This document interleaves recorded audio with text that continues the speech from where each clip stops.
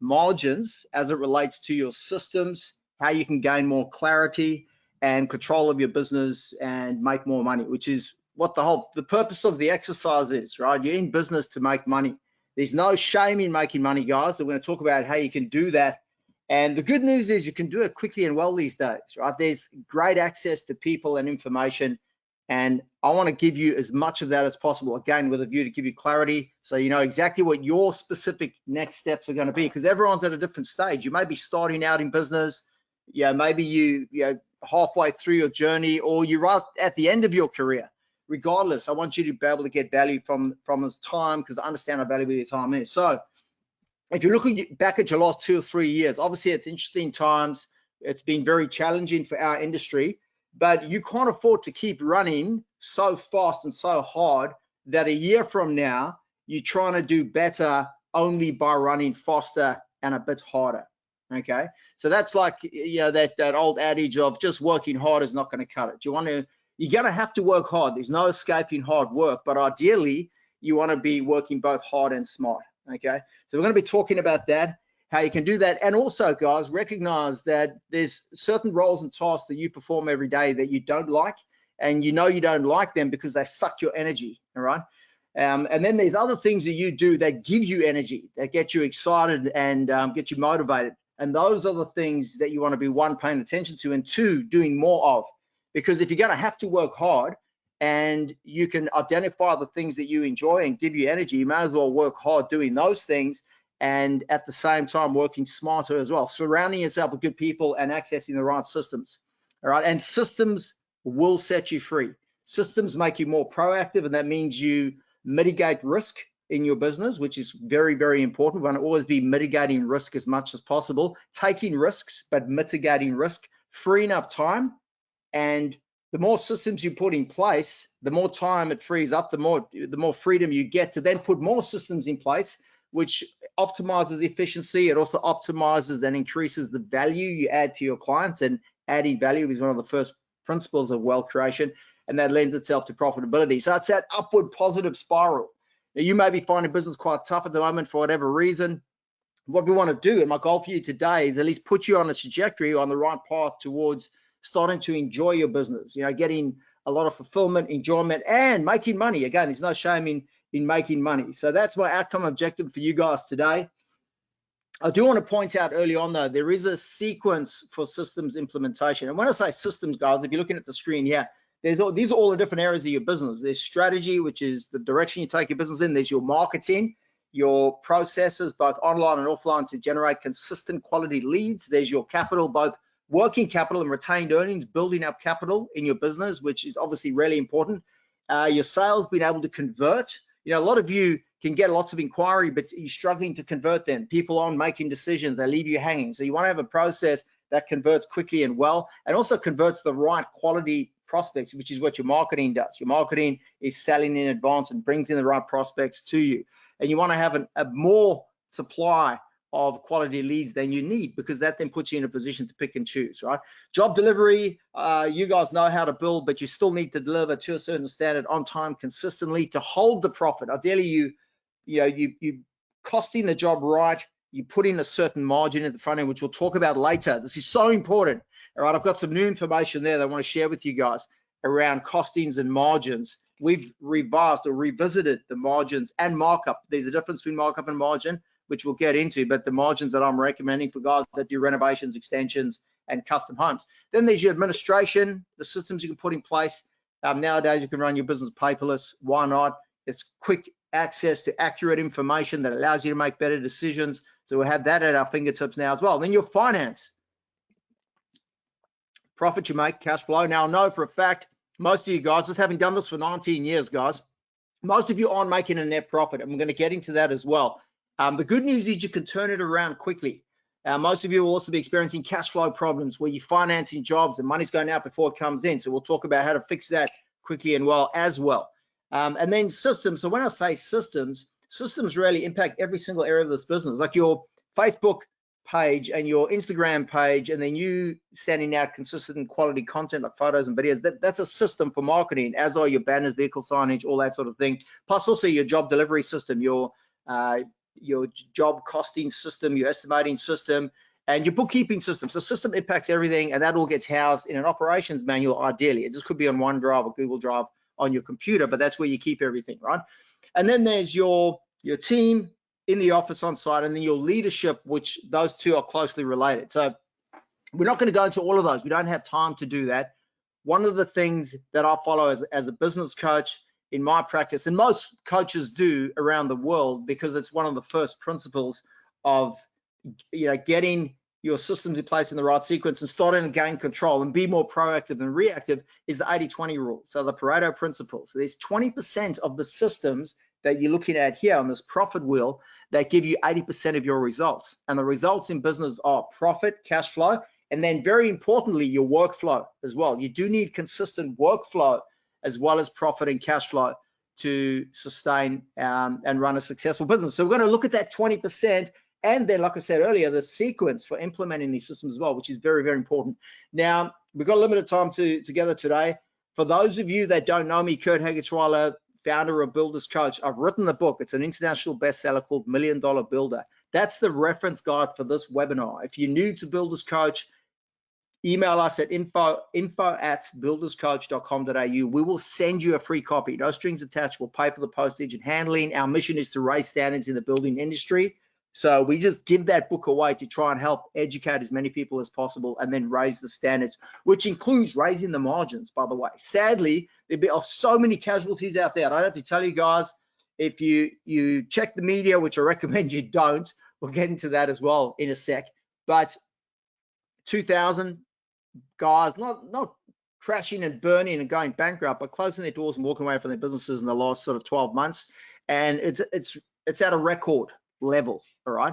And it is because of pricing, which again, we're going to get into. Now, the good news, guys, and my job is really to uplift you guys, to give you hope and lots of positivity. The good news is we're living in times where it's never been more exciting. It's never been better to run a business, right? You just need to get access to the right people and processes, and you can really run a business where you're creating, not competing. You don't need to compete. Definitely don't need to compete on price, but you can create something that you can then pass on to someone else, or you can have happy clients, a happy team, you happy, making good money with good lifestyle choice, and you can pass it on to your kids or give money to charity or whatever cause that you like. And that's living an extraordinary life. Like most of the clients that I live with are striving for that outcome, and then we have our top tier clients that are all living in that space. And I can tell you now, it's an amazing place to live. So let's look at that and specifically what you can do. So you can achieve more. I'll tell you now, 3 years is a healthy chunk of time in this day and age. In this day and age of AI, ChatGPT, 3 years, you can go from a standing start. And when I say standing start, just started in business. So if you're a young bloke and you're just starting out, this is where you can end up 3 years from now. This is a real life example, right? I know you guys love examples from other builders. This builder, remaining anonymous for obvious reasons, but has agreed for me to share these numbers. He shared these with me last week, so they're hot off the press.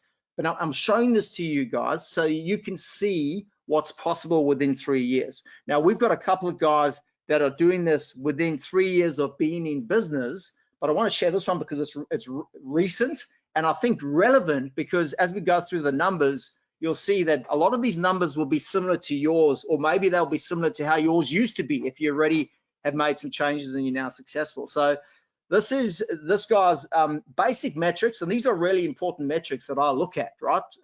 His metrics, as in his like number of employees, turnover, gross profit, expenses, his wages as the director, and then his net profit. So 2020, 3 years ago, and then 2023, so end of June this year. All right, here's the change, and I've been working with him during that time. So these are the results we've been able to achieve. So number of employees when he started out, 0. He just used contractors. Turnover 2.2 mil. Gross profit margin 16%. Now his markup to achieve that 16% margin was 20%. Okay, because a 20% markup gives you around a 16 or 16.6% margin. Now, if you're new to Builders Coach or new to building or new to business development, then your markup's probably going to be 20%. And I know that because most guys start out by calculating the costings on the jobs. They don't always do it accurately, but Ideally, you do it accurately, and then they're putting 20% on. That is way, way, way too low, guys. Your markup needs to be at a minimum 25% to achieve a 20% margin. That's based on the Home Building Compensation Fund guidelines here in New South Wales, and I can send you a copy of that if you like, info@builderscoach.com.au, where you can see that based on the research and the builders that have gone under, margin is the #1 contributor to why guys close their doors or walk away. Margin being too low. So really, if you're working with me, your minimum margin should be 25%, which is a 33 markup, and but starting at 20. So you can see 3 years later, this guy's got his margin up to 22.7, just below 23. So not quite 25, but getting there, edging up. Obviously, as you change your margin and you price your jobs at a higher margin, you're still going to have to trade out of that old margin. But so let's look at his situation now. Number of employees, 8, turnover 8.1 mil, gross profit 22.7%, expenses are 10.2%, right, of turnover. Now that's an important metric, guys. I often get asked, how many people should I employ in the office? How do I know if I'm spending too much on marketing or too much on office admin? The metric to tell you that is your overheads. And now there's a distinction between cost of sales and overheads. Cost of sales is any cost that you can attribute to a job. Your timber, steel, trades that work on that job, any cost that you incur after signing the contract, that's a cost of sale, okay? Your overheads are vehicles, petrol, rent, phone, marketing, those expenses that you can't attribute directly to a job. Now, when you're costing your jobs, I recommend you only calculate your cost of sales, and very importantly, in your cost of sales, this is important, guys, pay attention now, in your cost of sales needs to be supervision and project management. Most guys don't cost that in, okay? And if you're the director who does supervision or project management, you oversee and manage your jobs, then you need to cost yourself in at an hourly rate, weekly allocation, and then that forms part of your wage. You may have a smaller part that's like a general management wage, $500 a week, but you need to draw a wage as a supervisor and a project manager if you're the director performing one of those roles in the business. The #1 thing I see when I start working with someone, because I always look at their profit and loss first on day one, is that they are not costed in. They're not earning a wage, and they'll go, oh, but I'm just, trying to get on my feet, and we're not pulling much, or the wife's working in the business and she's not getting paid. Don't do it, guys. All right. And if you get a profit and loss, and like if you look at this guy's 2020 figures, and it says, no wages in overheads, no wage allocation in cost of sales for supervision and project management, but net profit of 220, that is BS. Okay. Fire your accountant and bookkeeper, because a lot of them just don't know what they're doing, and they're lying to you, right? And a lot of you guys will go, oh, but I'm earning 200 grand or 300 grand, and I don't have a boss, so I'm happy with that. That's BS. You should be pulling that wage, and then if you look at the numbers below, achieving a significant net profit. Now, again, this guy's numbers, 22.7, is slightly below the average in my builders coach community, the builders that I work with, but he's still been able to achieve a $1 million net profit after wages of 200 grand. All right. Now, that's a great position to be in. That's what we call the 7-figure club. And my book, $1 Million Builder, which I've had guys go, nice clickbait, is not clickbait for this exact reason. Or I've got over 70 guys that have put themselves into the 7-figure club. And the beautiful thing with this, guys, is the numbers don't lie, right? If you're achieving a certain turnover with a certain gross margin, your overheads are kept at a certain percentage, you will make that net profit. Okay, cash flow is really, really important as well. You can't have the money going out before it comes in. So we'll talk about that in a sec. And like I said earlier, how you can quickly fix that and offset it. But if you look at the cover of my book, it's how to achieve $1 million net profit in 3 years or less, right? In 3 years or less. So this is a recent real life example. Now, I've had other people come to me where their turnover was already at 6 or 8 mil, and they were showing a negative net profit in their P&L. And every time when I look at their gross margin, it's because their gross margin's way too low, right? Now, in your defense, if you aren't making money and maybe you're feeling bad about it or whatever, it's not your fault. Who's teaching you this? If you've never come across this information, I know they sort of skim over it when you get your builder's license, but most of the guys that teach you stuff, including your accountants and bookkeepers, don't understand numbers for builders, because it is different. It's not the same as a cafe or a retail store or bakery. all right? It's very different. Now, when you get into the 7-figure club, what's the obvious thing you're going to do? Because what's going to happen is you're going to have a serious tax bill. And in the Western world, business, the tax system, doesn't matter whether you're in Australia, New Zealand, the US, Canada, the UK, the tax system is not set up for you to make a profit, all right? So you're going to get taxed through your nose. And the way to offset that is to buy property, do some developments, right? And that's the best model that I've seen is you set up your business to achieve these sort of results. Again, not that difficult if you're prepared to do the work. It's not rocket science, guys. It's just putting systems in place in the right sequence. And then when you're making decent net profit, you set up a development arm, and then, you know, you buy land, you do development, you can hold them, flip them, Airbnb them, whatever you want. And then you have appreciating assets that generate positive cash flow. We've got some guys, you know, building properties, developments, doing their own sort of spec homes that they then Airbnb out, and you've got people going through them. And in the welcome book, it's, hey, if you want a house like this, here's where you can go, and they're feeding them into their sales process. So you've got a display home that's an asset that's appreciating, that's generating positive cash flow, that's also selling you more work, okay, to ideal clients. So there's this, again, exciting opportunities out there right now, okay? Most people aren't doing that, and it's just because they don't know. So if that's you, awareness is curative. There's something else I wanted to communicate here. Yeah, okay, so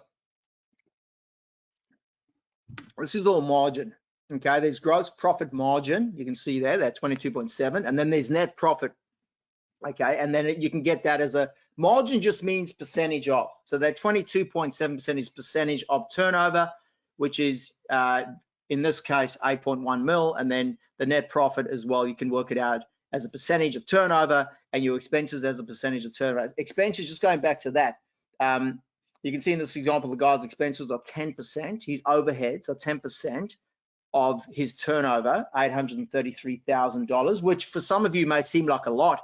He's just purchased a commercial property with storage, and he's got his offices in there as well.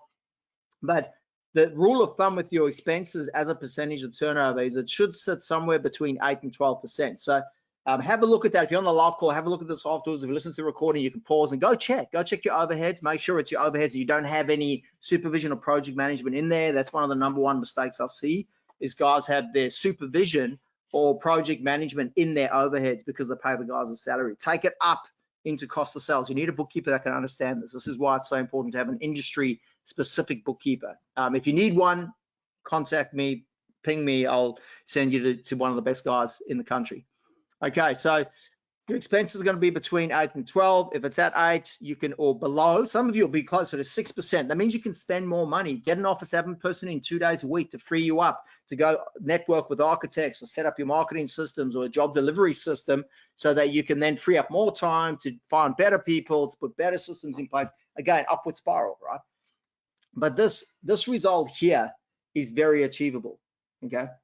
I had a couple recently start with me, their turnover was 6 mil. Normally, guys, if your margin's 25% and your overheads are $500,000 and your turnover is 6%, that's the sweet spot for the 7-figure club, for you to net $1 million after all expenses, including wages to self.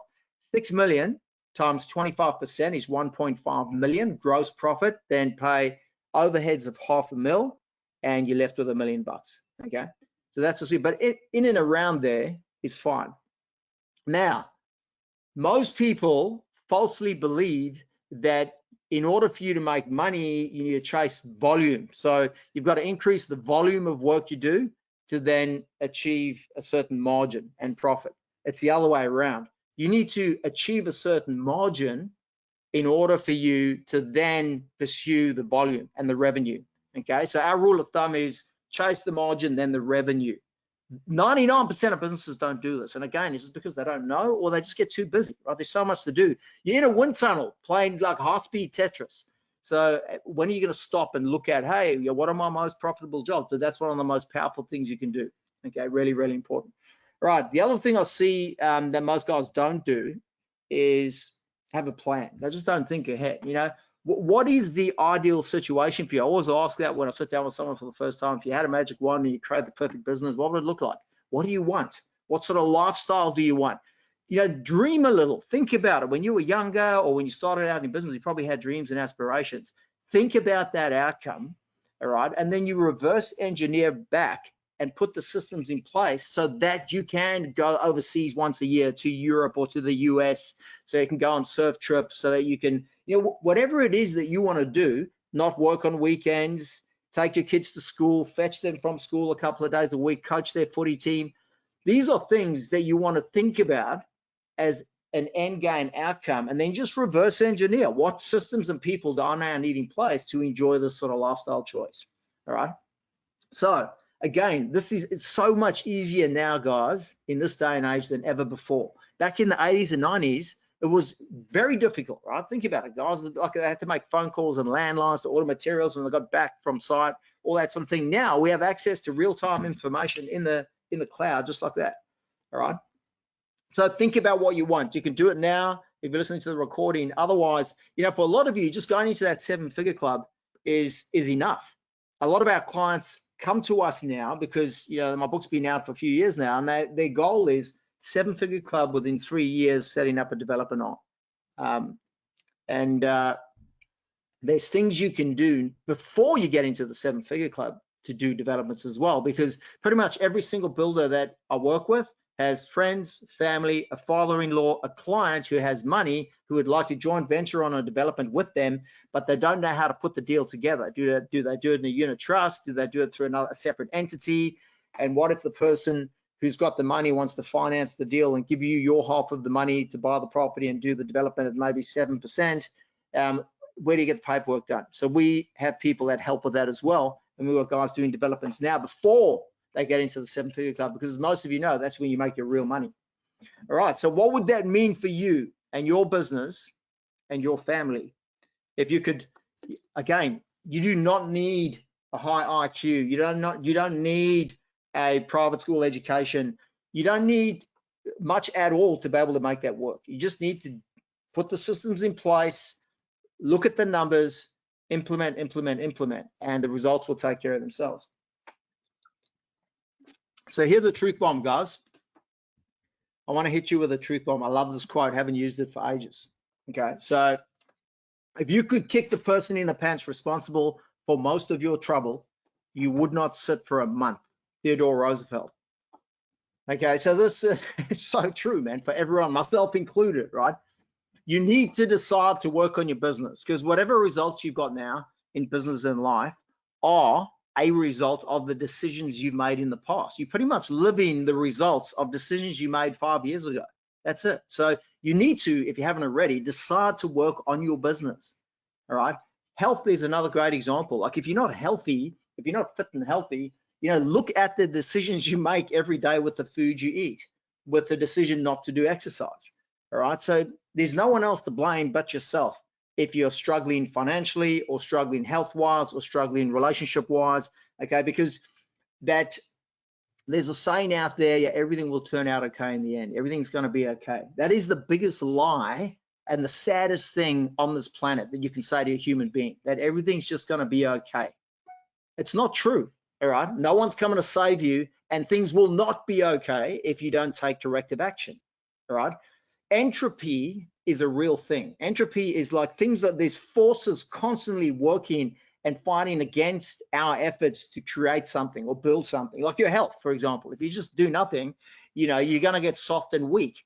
Same with your mind. If you don't educate yourself, if you don't train your mind and work on your personal and leadership development, you're going to get weaker. All right, it's the same with your finances. So you need to work hard to build something and hold it together, okay, with your financials, with your mental and emotional health and your relationships and everything else. So having good systems helps do that for you, right? And we're going to go through the specific process and the sequence of systems implementation that can get you into the 7-figure club following the 80-20 rule. But also, it's important to note that routines and habits are key. So your personal leadership habits, decision-making ability, which is the hallmark of leadership, is making decisions, really important. And it's also important to know that your business will never outperform your leadership. So you need to be working on yourself harder than you work in your business, right? Always working to improve yourself, because a very big and important component of having a successful business is having a successful team, right? It's process and people. and you need to be the type of leader who can grow other leaders underneath you. And ultimately, guys, that's where the reward is. Like once you get into the 7-figure club, like this bloke before has, it's great, right? It's exciting. Life's a beautiful thing. You've got options. Money solves a lot of problems. Any problem you've got that money can solve is no longer a problem. So that's a lot of problems gone, right? But the biggest reward is who you become, the person you become, okay, in achieving a result like that. Because no one can take it away from you. People can take money away from you. You can lose your money. Once you know how to make it, you're just going to make it back. But that the person you become is great. All right. So with that in mind, you know, most people, if asked how their year was, they answer, you know, by the harvest, not by the seeds planted. So you want to be planting your seeds. So what do I mean by that? You want to be working on your business, right? Work on, not in, not just in, not just get work, do work, get work, do work, right? You want to, yes, there's work that needs to be done, but you need to start out by carving out 3 or 5 hours a week. If you work with me, it's 5 hours a week initially, implementing systems and processes that make your business more efficient, that put you in a position where you're more proactive, you got more control, you're making more money, you can get that money and you can buy better people and better systems and go from there. Now, let's look at the foundation for systems growth and development, because there is, again, a sequence. First up, you need to decide, you know, who do you want to serve? Who are the people that you most want to serve? So who do you want to identify the type of work and the clients, which are 2 separate things, by the way, that you most want to work with, and we call that your niche or your area of specialty. Now, if you're uncertain about how to choose an area of specialty, go back to your margins. Remember, we're chasing the margin, then the revenue. So you'd ideally generate individual job reports. And I had a couple that came to me that were doing 6 mil turnover and they lost 25 grand. Okay. Now the 6 mil turnover again is a, you know, yardstick for that 7-figure club. And I pointed that out to them. And then I said, well, let's look at where the margin is. So we did an individual job report for the last 20 or 30 jobs. And what we found is that some of their jobs were at a 38% margin. And that got me really excited, because I realized, like, if they targeted that type of work, so if they had 6 mil at 38 gross margin, you just saw 8 mil at 22.7. Imagine 6 mil at 38. Well, what it works out to is 2.250 mil gross profit. So they could have overheads of 1.2 million bucks, all right? Just wages to self, office rent, vehicles, petrol, marketing, and still net $1 million bucks, same turnover where they were losing 25. So that's very exciting. That's just tweaking the direction of the business to pursue more profitable work. Okay, and again, most guys sadly don't do that, but you do need to, again, make a decision, right, which is counterintuitive, to focus on a specific specialty. It could be renovations, extensions, heritage homes, peak performance homes, you know, passive house, whatever it is. Yeah, find a niche, ideally that you're passionate about, that you enjoy, but also know that you need accurate bookkeeping. So having an accurate chart of accounts and a bookkeeping system, and a bookkeeper who actually understands bookkeeping for builders, is the first protocol, along with deciding on your niche. So you can see there's a correlation between your marketing and then your financials, okay, and the margins. And then coupling that with systems and technology, using good systems to get accurate numbers quickly and well, is, you know, what makes it possible to get into that 7-figure club, even from a standing start, within 3 years. Positive cash flow, let's talk about that. So it's really important to have a payment schedule. Well, let's just go back to contracts, okay? It's really important that you run your jobs according to the contract, and it's really important that you use your association contract, right? Do not use the architect's contract or some other contract. Definitely don't go to a lawyer and get him to write up your own contracts. The association contracts are the most used, the most tested, so they're the safest for you and your clients. There's no reason why they shouldn't use them. But within there, most association contracts have a method 2 or form 2 when it comes to the payment schedule, and your payment schedule needs to be front-end loaded, cash flow positive, but legal, But ultimately, the litmus test is you do not finance the job. So you take the deposit, whatever that is, 5 or 10%, whatever the maximum deposit is you take, and then the progress payments, and there should be 15 on a $600,000 or $1 million job, any size job really. Obviously smaller ones you may take half up front, but 15 payments. I got it explained to me like this by an association lawyer, a national lawyer. Take the deposit and then payment schedules, cash flow of the job. You cannot finance the jobs. It's a bit like trading insolvent. Now, obviously, a lot of you are going, what about the banks? Blah, blah, blah. Do not listen to the banks, okay? They are a bunch of psychopaths. They will watch you and your family burn in your house like that. Yeah, Royal Commission, 2 words. Google it. So you need to, and you have a duty of care to your clients. Stand up to the banks, not in a bad way. You don't have to be arrogant about it, but just point out that you have a duty of care to your clients, and it's in your clients' best interest that you are financially sound, which is why there's no shame in you making money. And it's important for you to make sure the money comes in before it goes out, so that you can keep the job flowing, so that there's no delays and overruns, and that your client doesn't get stung, because they're the ones that get burnt, especially in a worst case scenario. And that's been proven time and again. These empirical evidence reports to show that when builders go under, that's the client that's left holding the stick, right? And gets stung the most, experience the most significant pain. I think I even use that word. All right, so cash flow, that's how you sort it out. If you guys want a cash flow positive payment schedule, there's one in my book, but I'll happily send you one, or multiple examples, right, that you can use. And the banks, if they do push back, they eventually okay them, because they've already agreed to lend the money. Now they're arguing about when they release the money, right? Freaking morons. Okay, job codes, cost codes, really important. There's a concept called who, not how. Instead of trying to figure this out for yourself, you wouldn't bake your own wedding cake. Don't build your own website. All right? You don't create your own chart of accounts. Seek out someone who has already done it, and then get them to do it for you. And you do what you do best. Maybe you're good at relationship building, rapport, building a team. I don't know, whatever you really enjoy, do that well. Maybe if you're an entrepreneur, you're a big thinker, big picture thinker, you got great ideas, build a team of people, of quality people around you, okay, with best practice systems, and you'll get results quickly. So pricing for profit, really important. Ideally, and this is the new information. I'll check this out.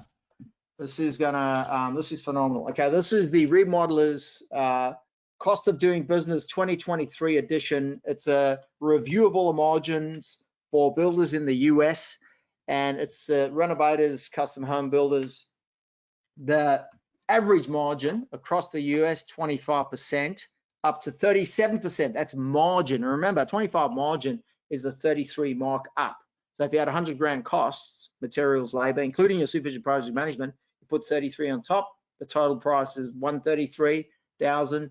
That 33,000 profit as a percentage of 133 is 24.9 or 25%. So that's the average margin. Now, I recently heard that the guys that do what I do over in the US and have been doing it for a much longer time, 50 years, coaching builders, recommend a 50% markup, up to 67%.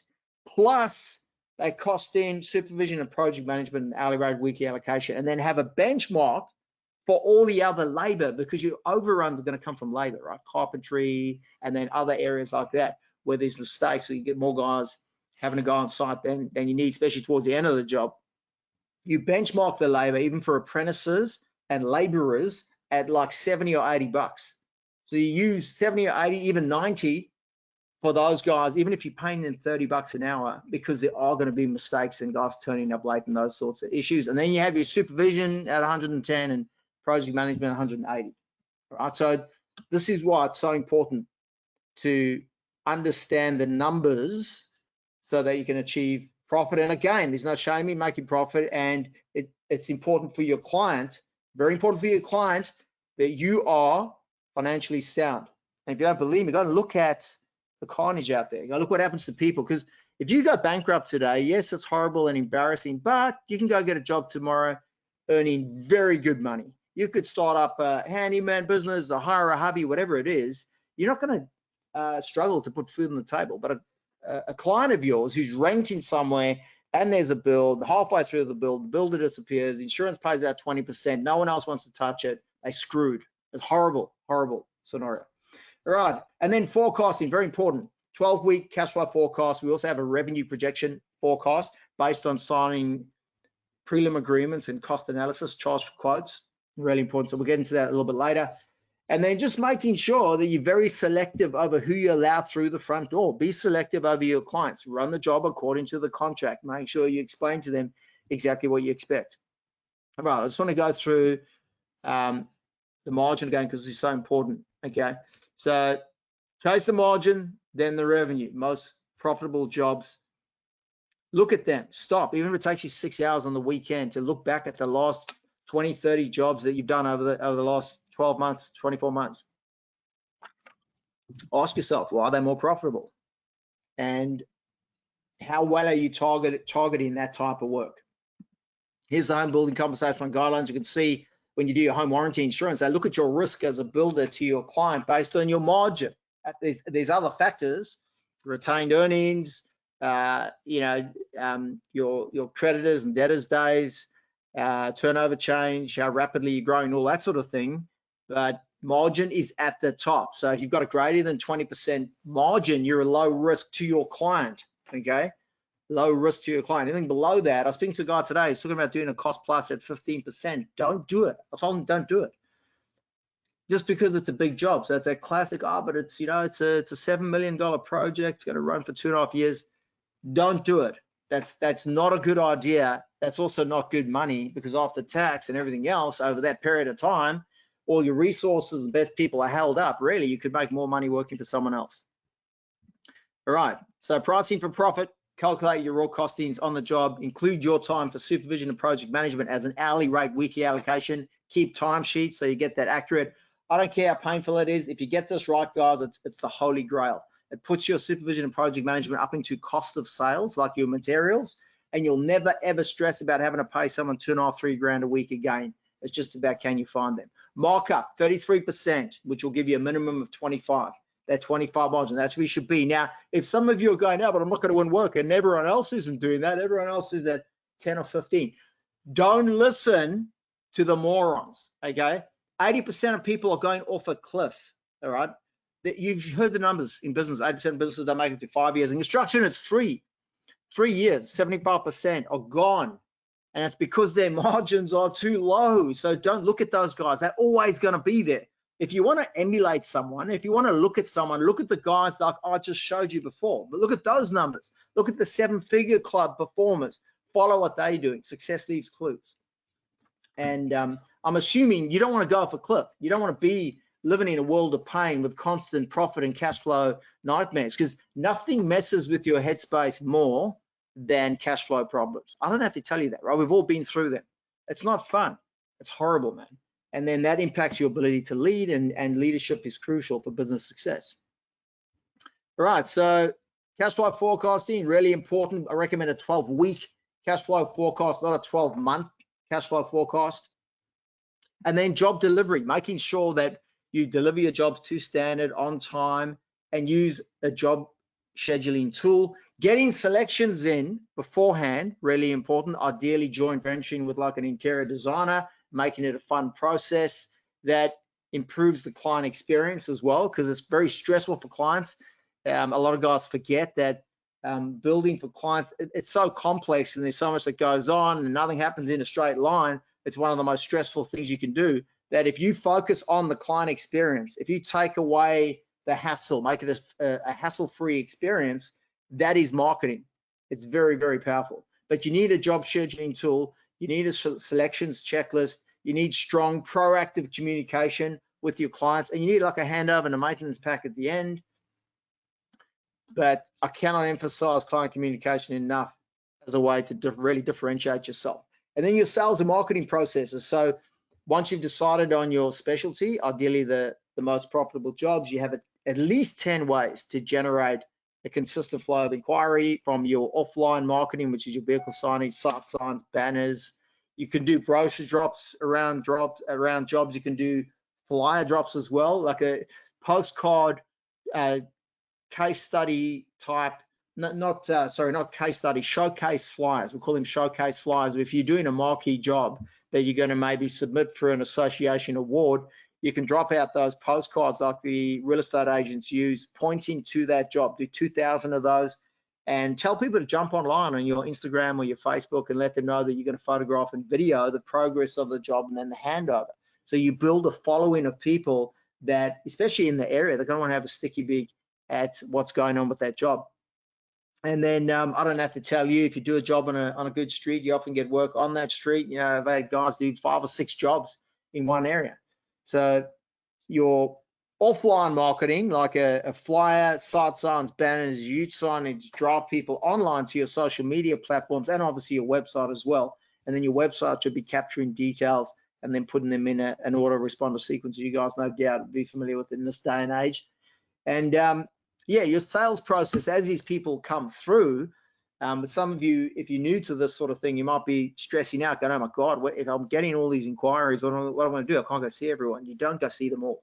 You send out a questionnaire at best first. You know, in order for us to help you best, we need some more information. Once that comes back, if you like what you see, then they get a phone call. You have a more detailed conversation around scope of works, budget, all that sort of thing. And if they fit your ideal client profile, so it's the work, the type of work, you're making sure that it fits your specialty, that it's the type of margin work that you want to pursue, and the client themselves, their personality, that they're going to acquiesce. So they need to look at you like the specialist, all right? You shouldn't be trying to sell yourself to them. They should be coming to you like, hey, you know, we respect and appreciate what you do, and then they should follow your lead, again, using your contracts, payment schedules, everything else. That's what constitutes an A-grade client, or blue chip, AAA grade blue chip client. But you need a process in place. I've got time to go to all the detail. We do have it in my book, an entire sales process with all the steps. There's 6 specific steps that you go through in the lead up. And it's what we call an education-based sales process. It really educates people on the importance of you being financially sound and doing an accurate cost analysis. Most people will use a quantity surveyor. They'll drop $3,000 on that because they get a bill of quantities, but we all know that's not accurate, or it may not be accurate a lot of the time. So, you know, you collaborating with their architect, designer, or even better, your architects and designers that you network with, and one of the best estimators in the country ensures watertight numbers. So there's value in that, and that's how you can charge for a quote. So you don't want to explain that to them. You want to send them documentation or video that explains that. Instruct them to read it. If they don't read it or watch that, then they're not a serious contender. So you're educating or qualifying them. Okay, that's how that process works. But what it means is you can have 10 inquiries a week, and you're just sending out questionnaires, and you're taking them through, and it deselects tire kickers, time wasters, people that aren't a good fit for your business, which is all you're trying to establish, right? Oh, these people are a good fit. All right, so again, we're going through the 80-20 processes, guys. These are the things you put in place first to start getting results. But you do obviously need team, all right? Team is really important. You are part of the team. And in fact, your clients are part of the team, and you need to communicate that to them up front when you start working with them at contract signing. Make sure that they know that in order for you to deliver on your promises, you need them to come to the party and make sure that, you know, they comply with how you communicate. They can't call you after hours on the weekend, 7 o'clock on a Sunday, because they think that's a good idea. You and your team need to rest so you can get to site nice and early, and their payments need to be on time. They can't just turn up to site whenever they want.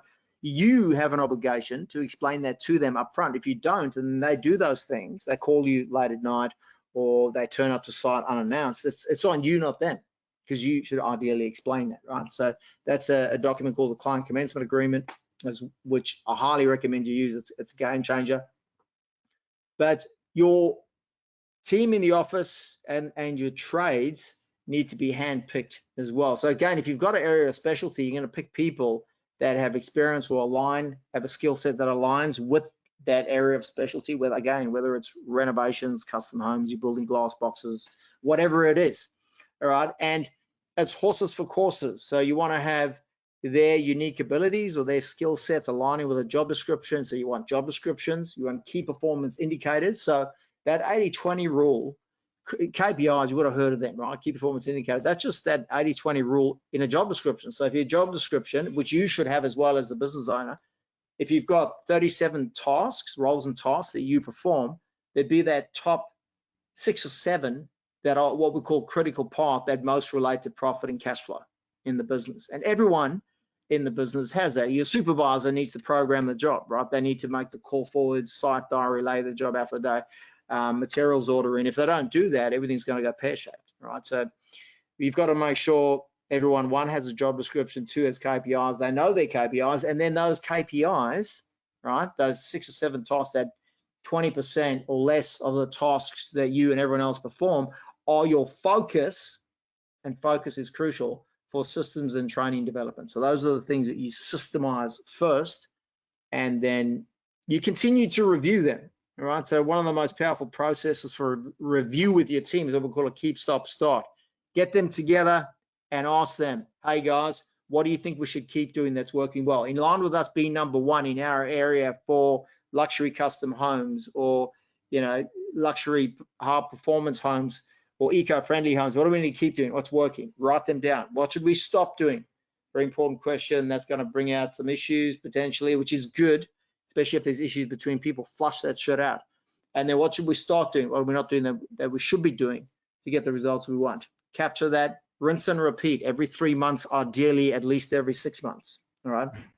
I had a guy who was using this same process with, he had 4 supervisors. They had a hindsight diary that they used where they were capturing things whenever something didn't quite turn out as expected, which is all the time, right? They were like capturing things in a hindsight diary, and then when they got together once a month, they'd pass each other's diaries around, and they would then decide collectively what they should keep doing, stop doing, start doing, and that way they were ratcheting up the quality of the systems and everything else that related to their role. All right, guys, then in terms of a process for business development, there's nothing better than a 12-week plan. So if you've got your long-term vision, so you know where you're headed, you want to get into the 7-figure club and then sustain that position. A lot of guys, they want to go 7-figure club, 3 years, get a young bloke, put him in to run the client work, sustain the 7-figure club, do a profit share where he gets maybe 300 grand. Then they set up a development arm.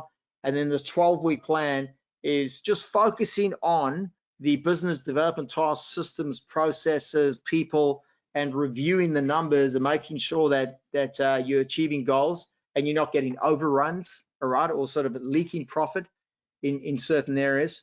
That way, you inevitably get to the 7-figure club if that's where you want to go, or maybe you just want to go halfway there, and then sustain that result.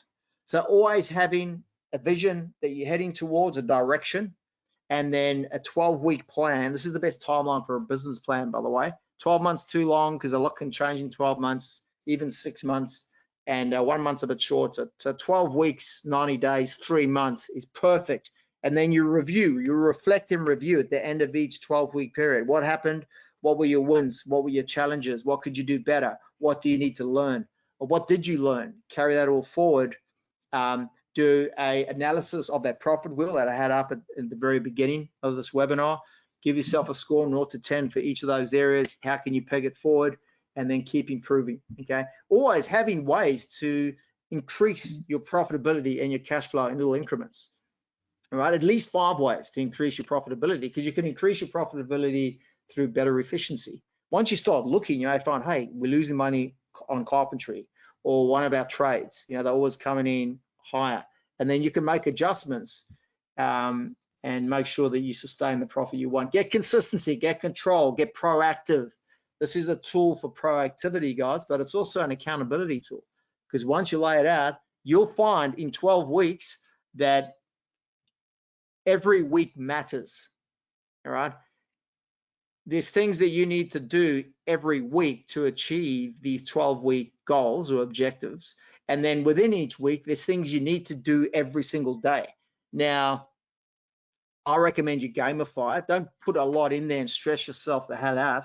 Just have, you know, and as you do more of these, the better you'll get at knowing how much you should or shouldn't put in, and then being able to execute on it. This is a business leadership development thing, right? So, but one of the most powerful tools. for business development. The way that you can accelerate the systems development in your 12-week plan is to access the right people. Okay, and that's what's so exciting about the times that we live in, right? If you came to someone like myself, I can help you get a roadmap to get you. Tell me what you want to do. There'll be someone who's already done what you want to do, and I can show you that roadmap. And then it's just about implementing quickly and well. Be able to pull out specific documentation that you can take and use straight away that will get you the results you want. So if there's anyone in that category, if you're listening to this live now or the recording, if you want to get in touch and have a conversation about if and how I can help, just email me direct, or otherwise, if you just want to have a look at the book first to see if it's relevant to what you're doing, email us, info@builderscoach.com.au. I'll get one of those over to you. Again, my mission is to help as many builders as possible. And get a real buzz out of it. People go, why are you doing this? Well, it's those results I showed you before. I can't tell you how good it makes me feel. I've had people help me in my life and my business, and it feels great to be able to do the same. All right, guys, thank you so much for your time and attention for my segment.